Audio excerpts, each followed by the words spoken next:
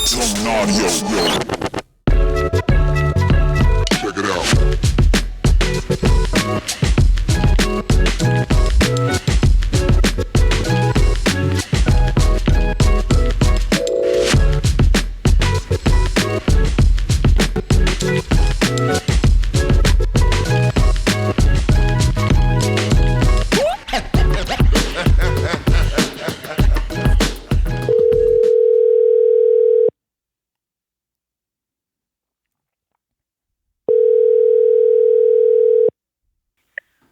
Hello? Hey, Bree, how you doing? Hey, good and pretty good. How are you, Mario? I'm doing all right. Hey, I was psyched to see you and Cameron climbing last week. How did your session go? It was pretty good. Haven't been on ropes in a while. I feel like I just need to start training a little bit more again. What was that hangboard you mentioned to us? It was the flashboard. And I think it's the best one because you can use it indoors, you can use it outdoors. It doesn't really matter where you use it. You can hang it on stuff. You don't have to mount it to your wall, so it's pretty dope. Oh, that's great because I feel like I can't put holes anywhere in my house, but yeah, that's awesome. Where can I get it? You can go to Tension's website, and then whenever you do, just drop in the promo code Tension SAS20. You'll get 20% off. You'll support the podcast, and yeah, but then they'll get it to you on the quickness. Oh, sick. Yeah, I'll have to check that out. Yeah. Are you guys climbing again this weekend? Yeah, I think we'll hit up maybe the new rope gym down in the design district. The new movement is finally open. Nice. Finally, after our long wait. I know. That's a long wait, but I'm excited. Well, I'm looking forward to climbing with both of you guys, and I'll see you guys this weekend. Yeah, I'll catch you later. Bye. Bye. Friends and enemies, lovers and haters, welcome to Sends and Suffers podcast. I am your host, Mario Stanley. If you haven't already, please follow, like, and subscribe to Sends and Suffers podcast. Every bit counts, and we would love to hear from you. So take a moment to leave a comment. These go a long way and help others know what they're getting into and how good this show is. If this is one of your favorite podcasts, consider becoming a Patreon. For as little as $5 a month, you are investing in Sends and Suffers podcast, and it's like buying your boy a taco, hanging out, and getting to know the good that is coming your way. Monthly recaps, early show releases, and all the other cool things that we do. Thank you so much for listening to Sends and Suffers podcasts. I hope everyone is doing all right.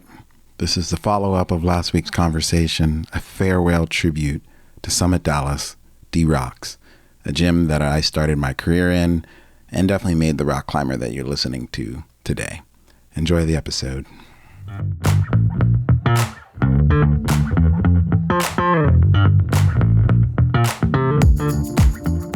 The staff that that I got to cultivate there with for the first time, who was my GM, Maylin, and then afterwards when I became GM, my AGM, AZ.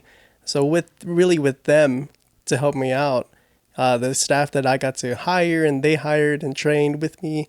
Really my staff is like, I guess like the big conglomerate or whatever you want to call it, but the big group, because a lot of them, even now, they hang out with each other. AZ with her partner is like right down the street on Greenville, and they all we would have parties at her place and just have a great time. So really, the relationships that we formed as a staff was so strong and so unique. And one thing that I'm I didn't really do much, to be honest. It was just the people that I hired, and then I just would teach them how to do the job, and them getting to know each other was fully on them and fully on them to get to know each other and open up to each other.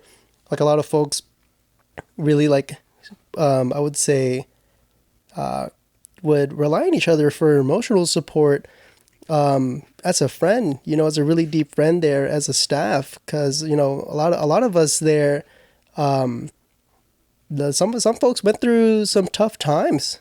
And I think what really kept them together was the staff that was there, because nothing short of obviously they have their friends outside of work, but you're with these folks for a long period of time. Even if you only worked a few shifts a week, you still worked a lot of hours. You're still with these folks for a fair amount of time. And when the gym isn't as busy, you're seeing these folks for a long time, and No, these I folks agree. these folks like took care of each other. No, I definitely agree. I would say the same thing. I remember this person. I don't know if they'll feel comfortable with me naming them, but I'll say their nickname, Little Boots. She knows who she is. But Little Boots, I'll never forget. Her father passed away, and I'm pretty sure it was her. I might be mixing her up with one other people because I mean, one Soju, and I'm talking about 20 years worth of like knowledge in my head that I'm trying to recall on here. But yeah, Little Boots, I'll never forget. Like the gym was kind of her sanctuary for a little bit from what it perceived to me, because like a lot of things happened, and I don't remember if it was like it happened during that time or not, but I just remember Kenzie making a really smart ass joke, and then she was like, "No, my father's not alive," and we were all like, "Oh," and then from that moment on, like, you know, the amount of support and the amount of like things that happened. And granted, we loved her and we respect her before, but like we realized that she was going through some stuff.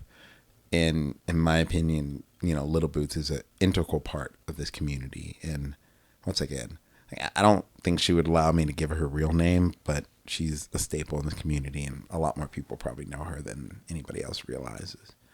But you know, Paige.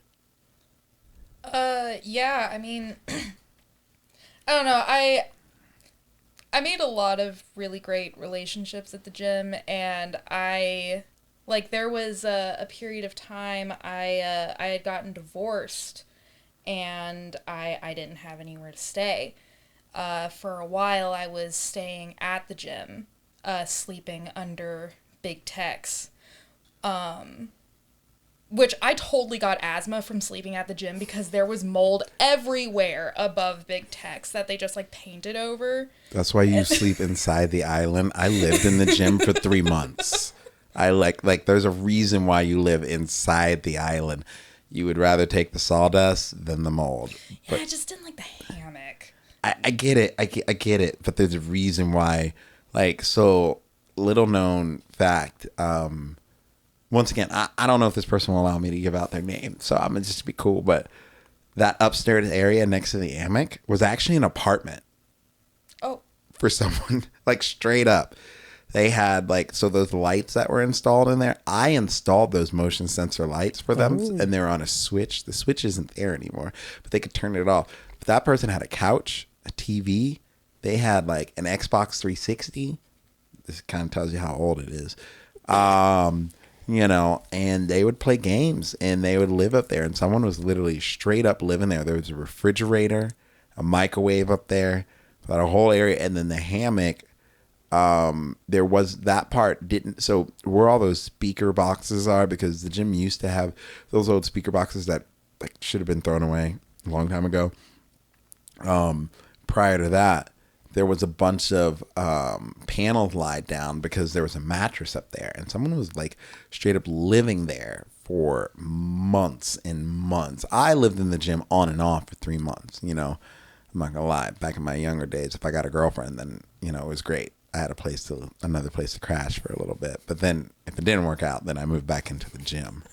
So I'm happy to know the gym was a home for people. Yeah, it definitely was, and I stayed there for probably about a month. And Eddie was actually like way before he and I started dating. Like he was the one that initially let me stay there because like one of the people that I was working with there, he knew what was going on with me and was trying to help me out. And he was like, dude, you can't just sleep in your car every night. Like you need somewhere to actually sleep. And he contacted Eddie about it because I was just too embarrassed. But after I was sleeping there for about a month, I was just climbing with this dude who, frankly, I was totally hitting on him because I thought he was super cute. And I mentioned offhandedly, like, yeah, I'm just kind of staying here right now because, you know, things are hard. And he was like, well, I have a room that is just empty right now. Like, just come stay here for a while. And, like, he had a group of friends that immediately, like, they all took me in. They became my group of friends. We all live in different states now, but, like, we get together pretty frequently and go climb wherever we are together. And like, it's even outside of like the staff that have worked there and like that got me through really hard times, like the community there was just bar none, like amazing. Yeah. I only think that's capable in a gym kind of like that because, I mean, it's not, once again, it's not your Globo gym. It's not your huge facility. I'm not saying these huge facilities don't have communities and don't have networks like that. But if I had to describe D-Rocks in a simple word, it's like the TV show Cheers. You walk into that gym, everybody knows who you are, and that's it. And King's X across the street. Oh, my God. King's X. Oh my gosh. I gotta go to King's X now. I haven't gone. No, you don't. You don't. Okay, hold on. Because like He's it's offended. a nice bar, but You speak sacrilegious, woman. You almost made me went back to like 1712 and drown you by like a witch that you are. You speak so sacrilegious about King's X. You have no idea the treachery that you speak. I mean they have really cheap drinks and like that's great. Oh, okay. I'm gonna tell you something about King's X. One, the shuffleboard league. If we used to have a Dallas Rock shuffleboard league, because if you join the shuffleboard league there, you got two pitchers for free every night when you had team practice. 2, more marriages and relationships have started and failed and begun and ended and shit got figured out and shit got solved. Like before Instagram and all that other shit, King's X was social media. And then I would say the last and final thing about it is Marty, who owns that bar, and some of the people, I'll never forget the coolest day in the world was, if you've been in King's X, you know what I mean. The crew that's in that gym is not, your athletic bunch and that. But the coolest day in the world is when all of them showed up to the gym when we had a competition, and they came just to support Kenzie, myself, and Jared. And they were just like, I can't believe this is what you guys do. Oh my God, this is great. And I love all of them, and they were just amazing people. And I don't know, I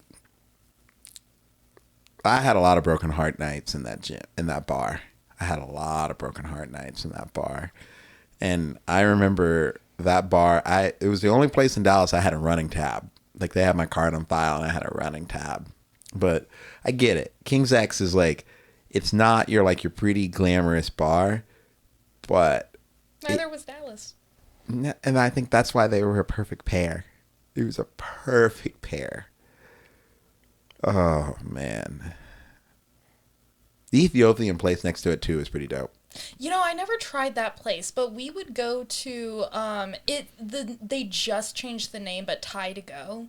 Oh yeah. It's right there all the time. Everybody would order from there. Oh yeah. No, because they got so used to it. I would call actually T5 extra chicken spice level number 8 or if I was feeling spicy, number 11. Dang. Yeah, T5 extra chicken every day, and I would literally order that food every day, and they would drop it off at the gym. And once again, they have my card on file. Wow. Yeah, man, I haven't thought about that in so long. The little grandmother that used to cook in the back of that kitchen was the sweetest woman ever. She was so nice. Man, wow.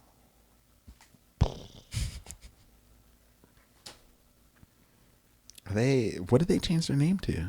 They got bought out by Did they get bought out? the Thai to Go place. Yeah, I thought they just changed the name because it looked like it was like the same menu and everything. I mean, I think they're just under a different name, is my assumption. Ever since one of my employees stopped working pretty frequently, no one else would go to Thai to Go. So I really couldn't tell you. I don't know, because some people are like, Thai to Go makes you go. And that's what people would say. And I would always look at people, I'm like, that's because you can't handle spice. You can take your bland palate somewhere else. And people got offended by that. But that's what I'm here for. Oh, man. I feel like, okay, sorry, I'm going on like tangents on like different things, and I'm like trying to bring it back to the gym every time. But I think that's the point of this place. It connects a lot of different places. It intersects with a lot. It doesn't just end at the gym. I would personally, like for me, I would always go to Yama because they had, that's where I first experienced soju, I believe. And they're still open. They're still probably one of my favorite izakayas. I believe I forgot when the last time we went there as a big group.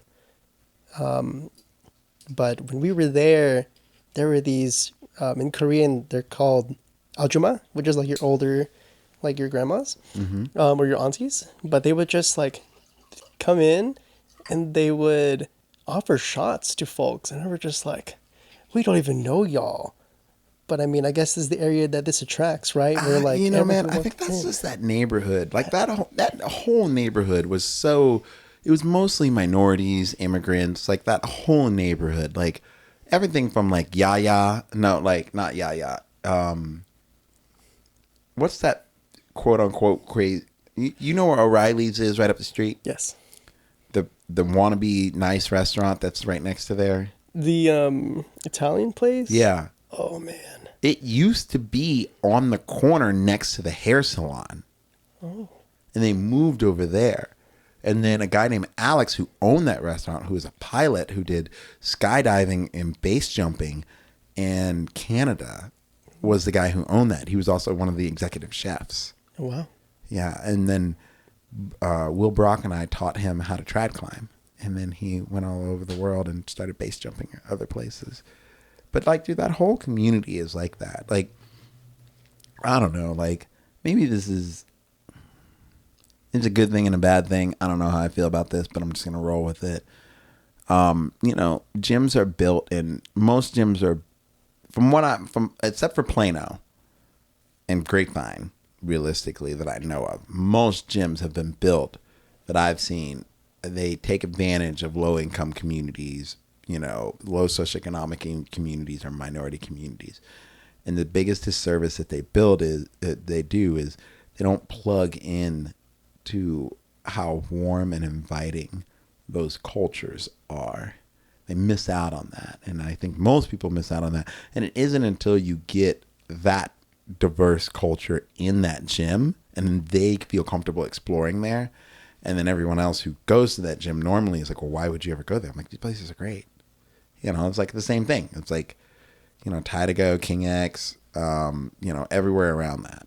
Like, I feel like unless you have someone to show you that, like, you don't get that. And I wonder if it's the same thing for like Silver Street in Houston for a momentum.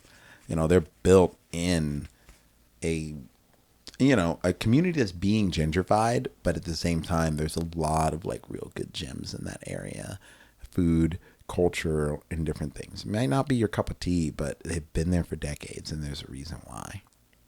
Yeah, I think that's definitely one of the things that, like, the only thing that really Plano benefits from a personal experience standpoint is UTD's like right there. Mm-hmm. So like those college kids are just like, well, if we're not drinking or we're doing other stuff, then like let's just start, doing other things. I met a lot of folks who attended UTD, like student nights would be popping there. Mm-hmm. But like at Dallas, I would you could see anyone pops in the gym and like, you treat them the same, specifically if they're a kingpin, and you treat them to a good time, like regardless of their like, socioeconomic backing, and such, unless they're a particular individual who took dumps in the back side of the building. But that was probably tell more. Oh man, I forget, it was a weekend. I was just visiting the gym on a whim just to hang out with the staff, or just, I think I was climbing or whatever. And then one of my shift managers just comes up and it's just like, hey, this guy's stealing some yerbas. And I'm a yerba fanatic, orange exuberance for life. And I was like, not my yerbas. Why didn't y'all say anything? Why are you talking to me? That's your job. At the time, I was a little peeved about that. But he came back a second time. And I'm like, hey, man, put it back. You're going to pay for it? Definitely probably going through some stuff, maybe on some stuff. Not my place to judge per se. But ever since that day, I forgot, I think it was another one of my shift managers, who was ever so curious, was at the back of the building just doing a walk around, because we would do that. We were trying to make sure there's no litter. Yeah, that makes sense. I do that at Plano. You just walk around the building. Gotta see keep what's it going nice. And then they would just be like, hey, man, you're going to want to sit down for this. And I sat down, and my shift manager had told me that there is human doo-doo at the back of the building. And I was like, there's no way. And then I like regrettably and like painfully asked my openers, hey man, I was like, hey man, just give it a quick drive by. If there's more, let me know. You don't gotta do anything about it. Just let me know. And then for a couple of weeks, there would be a lot more. So I, not wanting my staff to deal with human doo-doo, I would just put on double layer of gloves, mask up, apron up. I got the pressure washer. I pressure washed as much as I could and shoveled the rest in a double stuffed bag. And I just cleaned that back area that no one drives through, by the way. I did it off principle because I don't want... I always drove through that leaving the gym. That's like the way to leave. That's what I do now. Also, too, getting out of the parking lot from that way is easier. Yeah, I agree. Oh my God, so much easier. Yeah, that's the beta. But yeah, man, that time, it was funny because wasn't there toilet paper too? there was toilet paper. That individual would take monster doo-doos. It was actually incredible. Do you think it was the Yerba Mate person? Yeah, I mean, Almost definitely. because that person was, I just imagine that person was just mad offended that we didn't let him take that stuff for free, that they're just like almost like a dump next to your business. And then another night, I don't know if it's the same person or if it's a new person. This person was bold. You know where the spigot is? Mm-hmm. Right next to it, took a little dump because I saw him wash his hands, which was like, okay, cool, wash your hands. But he took a dump right there. And whenever they would wipe, the toilet paper would just go anywhere. So like there could still be doo-doo toilet paper flying, especially that CrossFit gym. It could be right there. And like that amazes me. I forgot about that CrossFit gym. I remember when that place opened. That place, when they opened, they were like, we asked them like, hey, do you ever want to partner up? Blah, blah, blah. And they asked us like, yeah, we'll partner up. Why don't every member that you guys have, they have access to our gym and you just pay us a percentage of your members. And we were like, no, definitely not. Just a little bit one-sided. Yeah, no, it's definitely not going to be a thing. And then, funny fact, prior to that CrossFit gym, it was a glass blowing shop where they made bongs in pieces. Nice. Yeah. I will have to introduce you guys to Liberty, who I had, I'm incriminating myself, but whatever. I had partaken, and I had a piece that I needed repaired, and they couldn't repair it. So then they gave me for free this thing, and I will show you. Whoa. And it is very, very, very, very, very, very, very, very, very nice. I mean, I remember I brought it home. My roommates were like, dude, that's like a $200, $300 thing at that time. I don't know what it's worth now, but she still sets me free. So that's why her name is Liberty. But that is disgusting. Yeah, man. That is absolutely disgusting. But it was just one of those things, man. I was just like, my staff goes through a lot of things. Like there's definitely some homeless folks that comes by, and some of them deal with it more than others. And I'm just like, let me just take this literal doo-doo off your plate, and I'll deal with it. Is there still a black homeless guy, bald headed, wears a big bunch of crosses, and always has a trash bag with a bunch of clothes still walk around? You know who I'm talking about. He yelled at me once. He called me an Uncle Tom. Oh no. He was like, you nigger ass Uncle Tom. I'm just trying to. I'm like, listen, bro, you got to go. He was like, you just doing all these white people's bidding. You just doing the man's bidding. You just an Uncle Tom. And I was just like, I might be an Uncle Tom, but I got a paycheck. And he just looked at me. He was like, F you. And I was like, all right, you need to move along now. Oh, man. He tried to give him, no, I'm not right. He looks old man strong. He wanted to fight me multiple times. But yeah, that dude was coming around forever. Yeah, he came up whenever I was like making sure that the teen kids got to their cars okay. And there were like a few kids standing outside waiting for their parents, and he came up and started asking for money.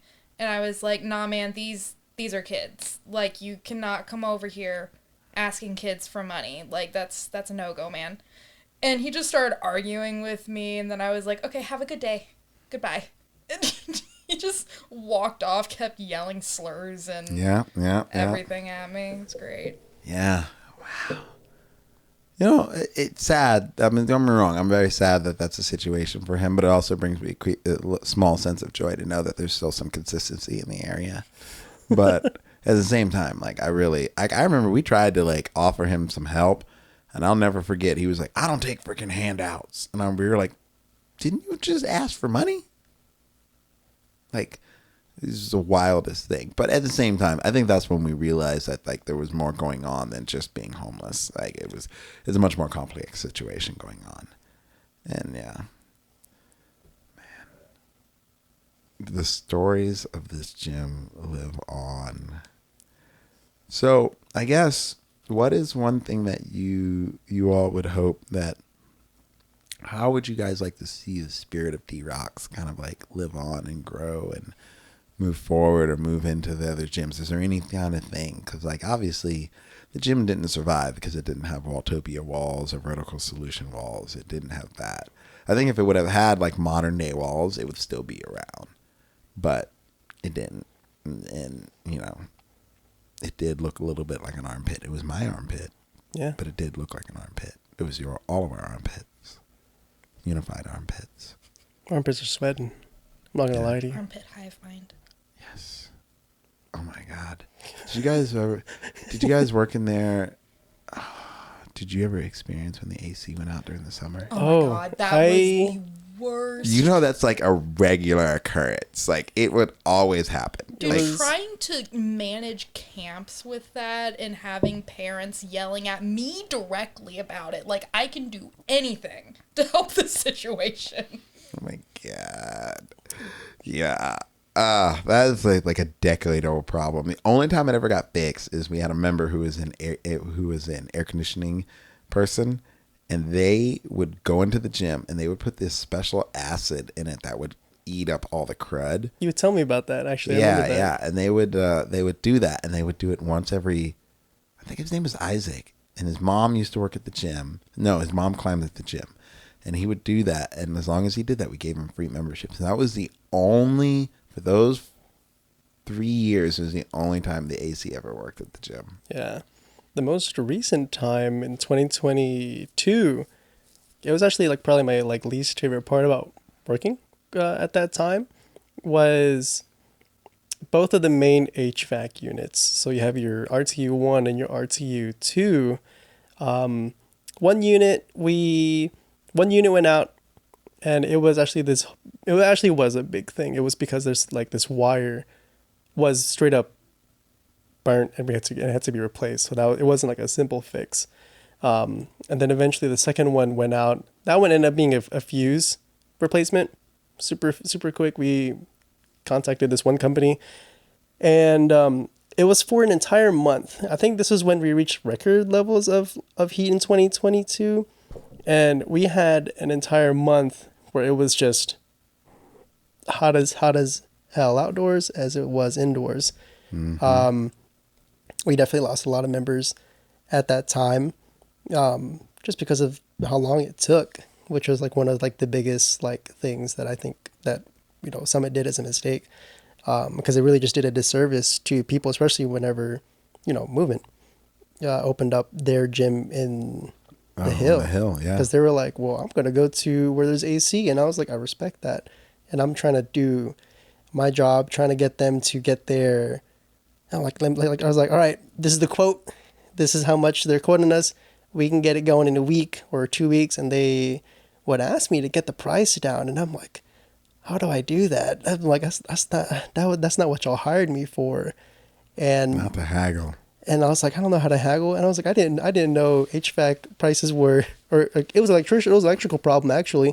They had to lift the entire unit up to get to a junction box that was inside the curb adapter is what it's called, because there's the roof, the curb adapter, and the HVAC unit. They had to lift it, and it had to work in tandem with an electrical company, and then we had the HVAC company. The HVAC company had to bring a crane to lift up that HVAC unit. I remember hearing about this. And they were so rude to the electricians, and I like kind of submitted a complaint for them too, because I'm like, why are you guys being rude to each other? I'm trying to get AC for my customers. I'm just trying to get this done. And the electricians were great people. I even offered some of them a free day pass for their families. And yeah, I looked at the wire and I'm like, that's fucked.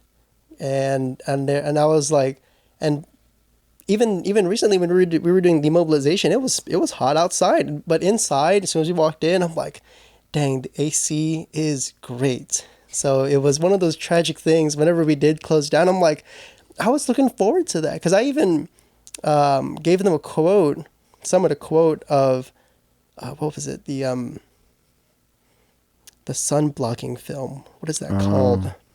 I think I know what tint. Yeah. Yeah, I got tint installed too, and I was looking forward to it, because I was like, because that's what I was really curious about. I was like, how is Dallas going to do in the summer? Because I know historically we have issues it's a story. with HVAC. It's a sweat lodge.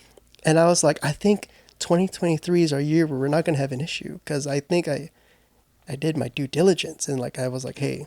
It's sad. And I was like, I was looking forward to it, and I'm like, dang, I got a taste of it, but I want to see it crank. Yeah, no, you didn't get to see the labor of your work really, like flourish fruit. That's rough. Yeah. Not really my work, obviously per se. I wasn't the one to do all of the true, heavy but lifting. I mean, you're spearheading it. Yeah, that is fair. It makes sense. Yeah. It makes sense. So I guess if you guys had to say a farewell to the gym, what would you say? You're gonna make me cry. God. Oh man, if you weren't there for the party, I was there. I was a little lit, but I was there. I gave my speech there. I'll give mine after Paige does, so that they can get their tears out the way. Yeah, I mean, like I started climbing and like got into the climbing community after getting out of like a whole job situation where like I ended up suing the place, and I don't even want to whatever. But like somebody that worked there with me also worked at Summit, and that's just, I got it by happenstance. I didn't even climb before, but like I am so happy I joined this community, because the people that I have met here have like changed my life, and just climbing itself has changed like I feel better, like my relationships are better, I think I'm more resilient, like I have a better work ethic, like just the list of positives just goes on, and I'm always going to be thankful for the people that were at that gym that took me in. I'm always going to think of that gym as a home, and I'm just holding on to hope that somebody buys it and opens up like some independent little rinky-dink function. It probably won't happen, but I can dream. I think it's a dream. I definitely do. I'm with you. Don't It's wrong. a good dream. In my heart, I'm with you, but I think it's a dream. Yeah. I guess for me, I'm trying not to reuse my verbiage that I did on Sunday. Most people probably weren't there, so say. But I whatever you mean, want. yeah, I mean, it was a fun time. So I guess what I would say is, a lot of things come and go. That is, the way of life. Some folks don't necessarily get to have the chance to experience it as long as others. A lot of us, don't really know how good the thing is until it's gone, and how much of a thing is, or what a people are, until we end up being displaced.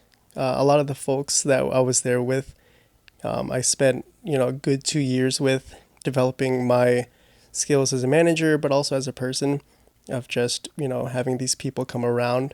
The lives that we were able to change as a staff was one of the things that I pride myself in. Hopefully my staff shares the same thing, because it's a great thing. It's a special thing that we are, blessed with to be able to do, that we're able to serve these folks of different backgrounds and also interact with each other when we have different backgrounds, and being able to come together as a unit and then being able to spread our joy to other folks. And one of the hopes that I have is that we're able to continue to do so in these larger gyms, in these newer gyms, these nicer gyms. The gym was definitely the place that helped make it a thing and helped make a place special. Obviously, the place is a special place. I would even consider it a sacred place. Yeah, and it definitely is. But one of the things that I do hope wholesomely is that both for my staff and the people that we serve is that we can bring that same, D-Rocks, Summit Dallas energy to the other gyms. I don't know, we like to get loud. I know some folks are used to that, but I think we just got to keep the same energy. We don't need to code switch because it's climbing, man. There is no fancy place out there when you're outdoors, especially if you do pride yourself in climbing outdoors. It's real out there. No one's gonna politely ask you to do anything different. There is no rules out there. Obviously there's rules indoors because there's litigations and there's waivers and stuff you gotta sign just to disclaim that. But man, like you gotta keep that same energy that you brought to D-Rocks Summit Dallas, and you should and you will. And if I would be so bold to ask you to just keep the energy that y'all bring, that y'all have brought to that gym, and bring it to other gyms, and just try to make those places that we are now going to have to call home an actual home. And it takes a village to do so, because if not for y'all, the people that we serve, we're not here. And obviously things age away, but a lot of the things that we need is cooperation in order to do so. And it really starts at the customer level, at the people we service. And that's one of the things that I've learned is that I can do as many things great for my staff, but if they're not doing the same thing for their actual customers, then what are we doing if we're trying to form a community, sustain a community, if we're not willing to do that with anyone and everyone that comes into the gyms, even if we've been around for a while and there's lots of new blood that are coming in as the sport grows. As the sport grows, the industry grows, the gyms grow, which is great. For me personally, I believe so, because there's a lot of great new gyms out there. And, just try to find the right people. It doesn't have to be everybody. My mama always would say, she told me whenever I got first into a retail job, and I would complain about these customers, and my mom would just tell me, because she's in customer service, she would just be like, "It's okay. You can't please everybody." And I was like, "That's right. I can't please everybody, but if I can give everybody, the best from my person, then I'm doing my part." And doing my part when it comes to climbing in the community, especially when it came to Summit Dallas, was just trying to give my best and my all to the people that came into the building, and the people that came here to climb, and being able to, if at some point, make their day a little better, or egg them on for their projects, or just some of them would get on training plans with me, and some folks would ask about my personal biz, and I've been dealing with back issues recently, and a lot of people are pretty invested to see how that goes. But a lot of what goes into what came into Summit Dallas was just how much of a family are you able to recognize that you're a part of, that you realize that you're not connected by blood, but you can see these folks and be like, yeah, that's my brother, that's my sister. Some folks would go as far as saying, call me dad. I didn't like that. Disclaimer. Wow. It was definitely weird when my staff said daddy to me one time, and I was like, that's the first and last time you'll ever say that. Yeah, no, that's weird. Cut that off real fast. It was weird, but it was funny. But some folks kind of meant it, but some folks, whenever they call someone mom, they really mean it. Because you know, a lot of folks, I'm blessed to have, you know, really good relations with my mother, and for some folks to find others at the job who are a motherly figure, or some people in the gym, like the gym mom, like that's a big responsibility that people have, and some folks don't realize it. Like me, I didn't realize how much of a difference I would make in the staff's lives, even though I wasn't, you know, as personally involved, but just in terms of like what the job enabled them to do, which was my personal mission statement of, you know, what can I do to have these folks do great things in their job and have a fun time doing it, but also being able to carry the lessons that I'm trying to impart to them to carry onto their future endeavors. Because a lot of these folks, they would work for, actually we didn't have to hire a lot of folks for a while, and I was happy about the low turnover rate for the employees just because of the amount of people we kept on. And the amount of, and like whenever we would hire someone on, they would be so quick to meld into our staff and just be so quick to just, you know, just be a good individual, be a good person, and just to hang out with. But I can go on and on about my staff, because that's really my proudest thing. One of the things that I would always say is, one time I asked them, I was like, hey, what do you think is the most valuable thing in the gym? And the folks would say the most obvious things, like, oh, the holds, probably, the building itself. And I would look at them and I would be like, you're right, but those are pretty valuable. But to me, as, you know, your manager, the most valuable thing that is in this building is the staff, because the amount of time that I spend developing them, whether it's casually or professionally, you know, the amount of time they spend in the gym is, like, obviously in a monetary value is up there, you know. It's a consistent, you know, payment investment that goes into them and their time, but it's also an investment of my personal time too, and my professional time, that puts that value in there.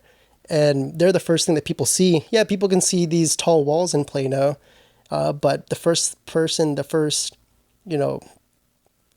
that they interact with is with the front desk. Yeah.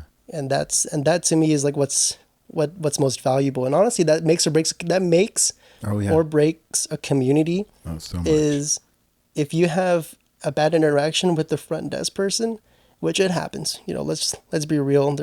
We try to be perfect, but there's some factors we cannot control, and that's just because of people may have, you know, some folks carry it on their shoulders a lot. They come into the gym with it, and sometimes we're just the trigger point, and they just blow up. That's part of customer service.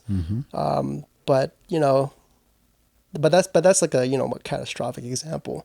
But just doing the most, what I consider the most basic thing is just like greeting the person that comes in the building, is like that's community right there, especially when you mean it. Like you can just say like, hey, how you doing? What's up? But if you like see a person and like react body language wise and be like, hey, what's up? How you going? Especially if you know them. And that's one of the things that I really found most impressive about Summit when I was a member still, was people would recognize my name. Obviously my name would pop up when you scan in on MindBody. It tells you your birthday sometimes. But sometimes they would want to do it without looking at it. They would like, don't scan in, I know your name. And then whenever, like, especially when you tell someone you're like, you know their name, and I'm like, oh, this person knows me. And they would take the time afterwards and be like, yo, what's up, so and so? How's your project going?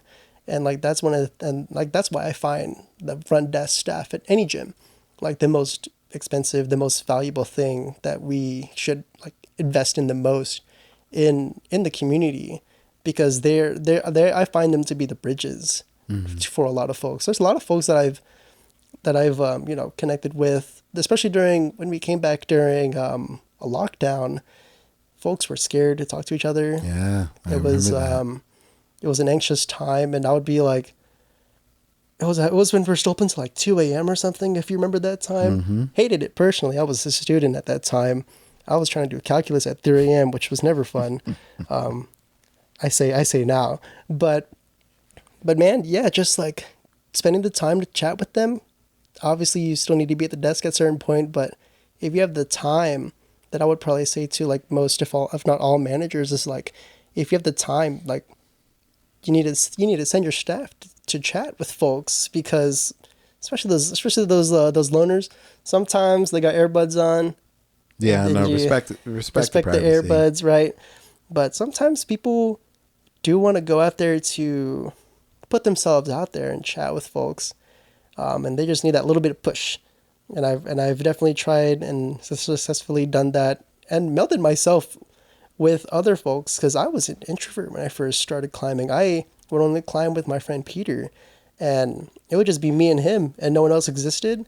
But then I applied, got front desk at Carrollton, and I'm just like, all right, I gotta put myself out there. So before I even started my first shift, this is where I met one of my first friends in climbing.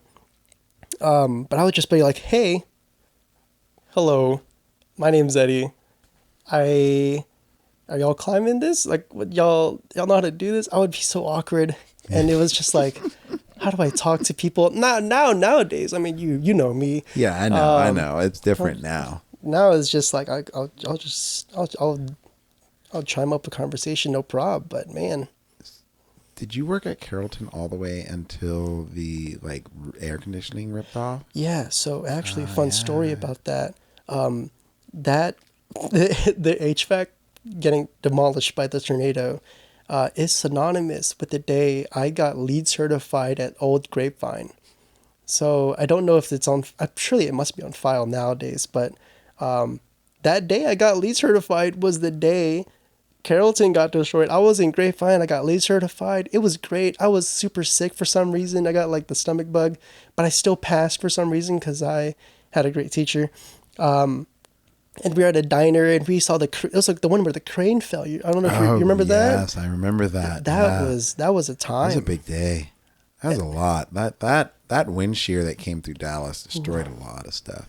And that was also the year later on. We had those 2 tornadoes that touched down at night and like destroyed most of Highland Park or University Park, killed a couple of people. It was wild. Yeah, Garland got hit by that too. I remember my dad's house was like very barely missed by that. Oh man. That Home Depot got. Oh That yeah. Home Depot was actually by my dad's house. That's right. Oh that's yeah. right. That thing this was like demolished. It was a great, for me, that was a turning point, because I was like, Carrollton, we got Carrollton for a few times, and there was a whole lot of stuff that happened. One of my close friends in the climate community passed away that, if you were lucky enough to see, I put a poster of him on there that one of my friends took a picture of. And I would kind of use him as an example of, how I treat the community is just, some of these folks you don't realize that you're climbing with. It's climbing. It's a dangerous sport. It's a dangerous lifestyle, really, for a lot of folks, depending on what you do.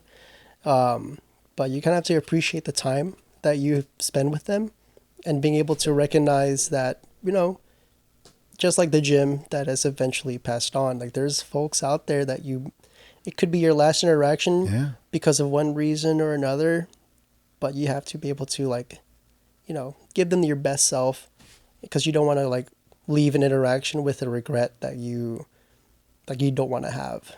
No, I 100% agree with you. You got to take every moment as a blessing. You got to take every moment as good. I would have to say,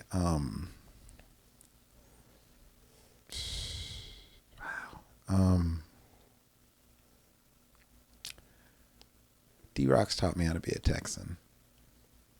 I think that's really what it is. And maybe in the corny, iconic sense. But, when I moved to Texas, I originally came to seminary here. And it was a different crowd. It was a different group of people. I won't really get into that. That's another episode, another day. But when I walked into Dallas Rocks, I remember from working at Whole Earth Provision Company, I got invited by Rob Kenderson to go to that gym. And I walked in and I climbed for the very first time, and I'll never forget. I was like, it reminded me of track and field. And I remember I did a couple days in rental shoes, and within I think I did 2 days in rental shoes. And then I immediately bought some 510 Coyotes. And then the world just lit on fire.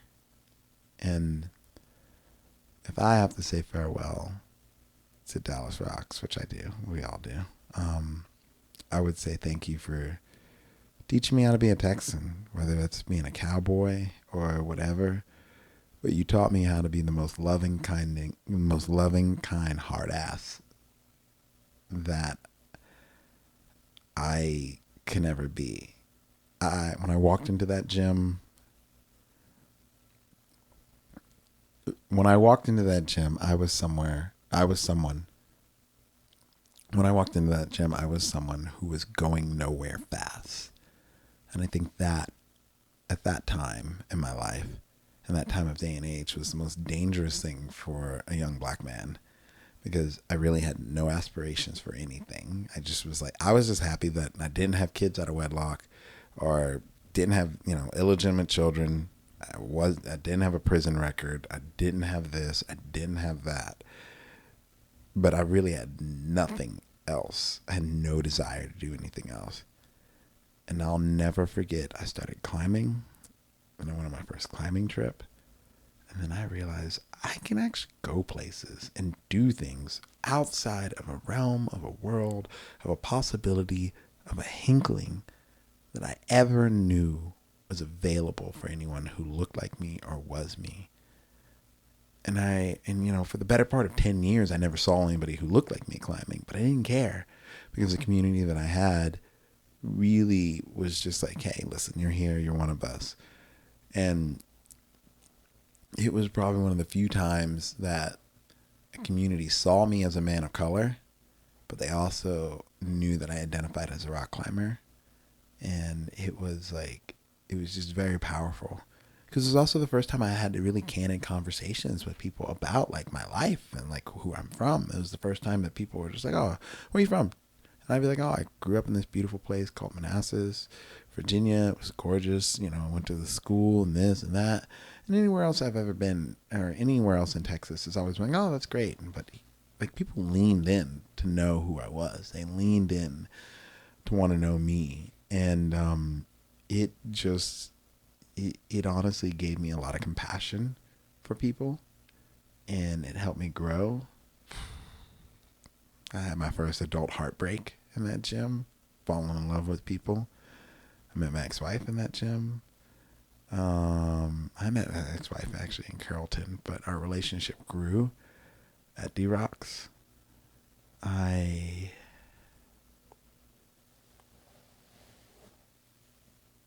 learned how to camp because of that gym. I learned how to cook because of that gym, more so than I already did for my parents.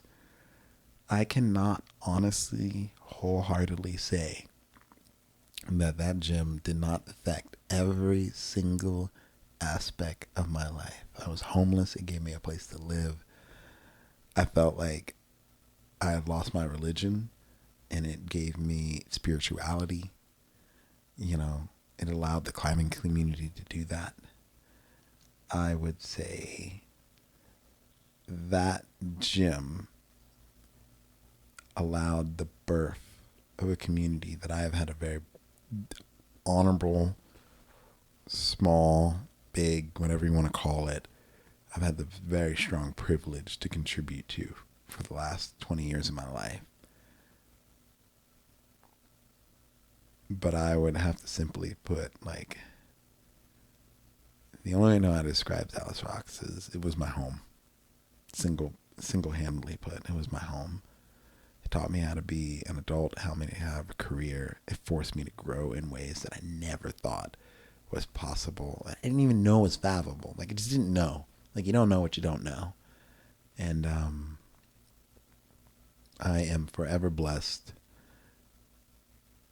to know that place. And I would not be the person or the individual who does what he does now if it was not for that place.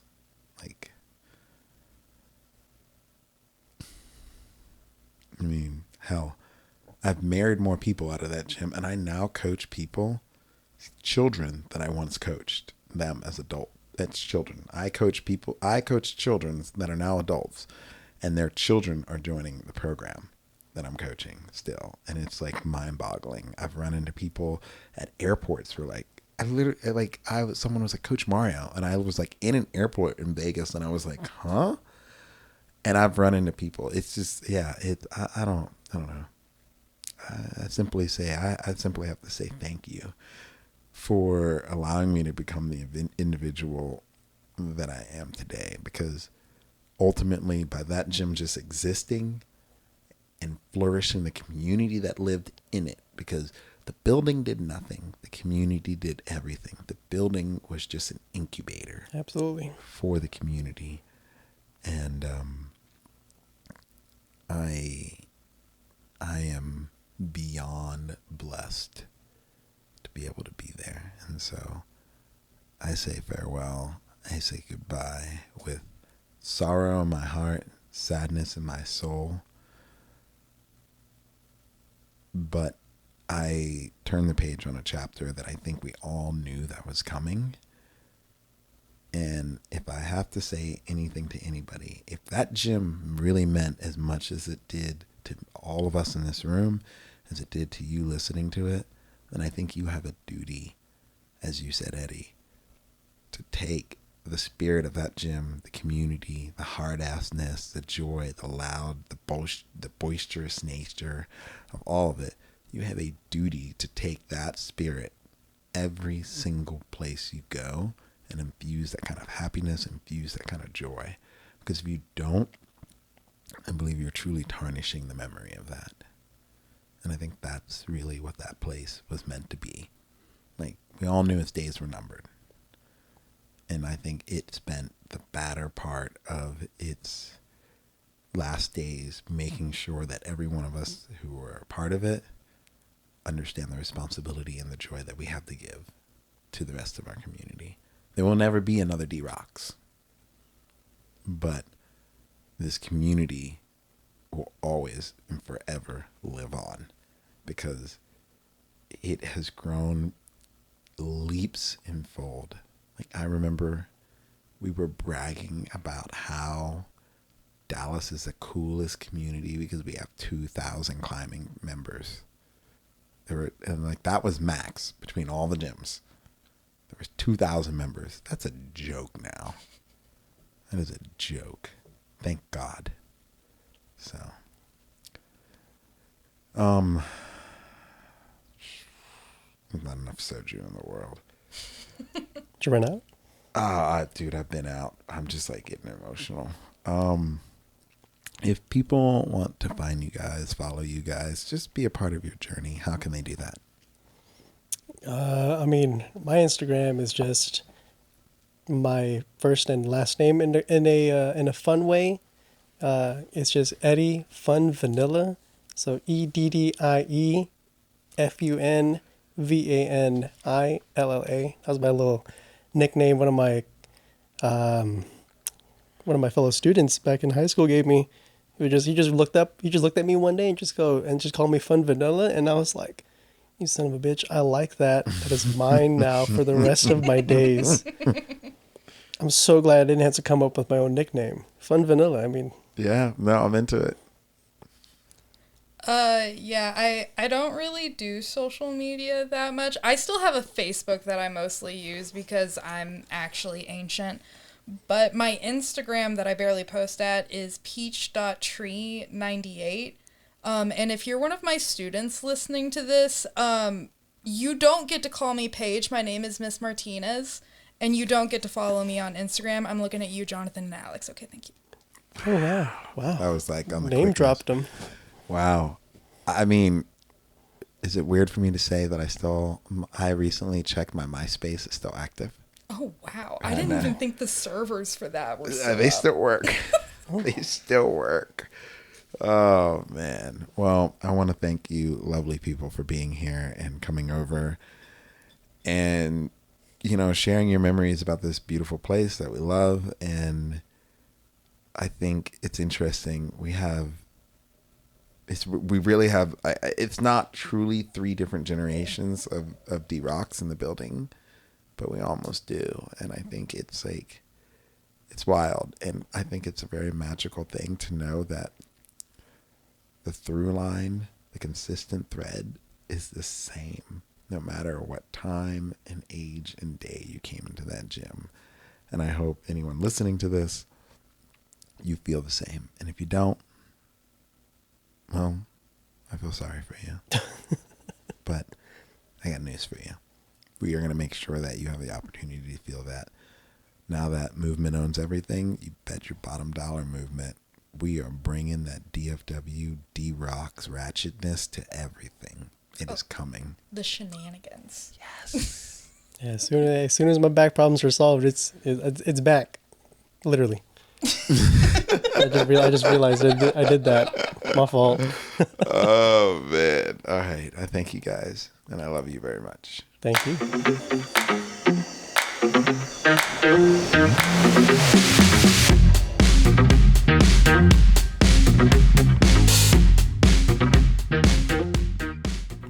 I hope you enjoyed this episode. It's the end of an age, but it's the beginning of a beautiful, beautiful new saga, chapter, and adventure for the DFW climbing community, and I'm very proud to be a part of it.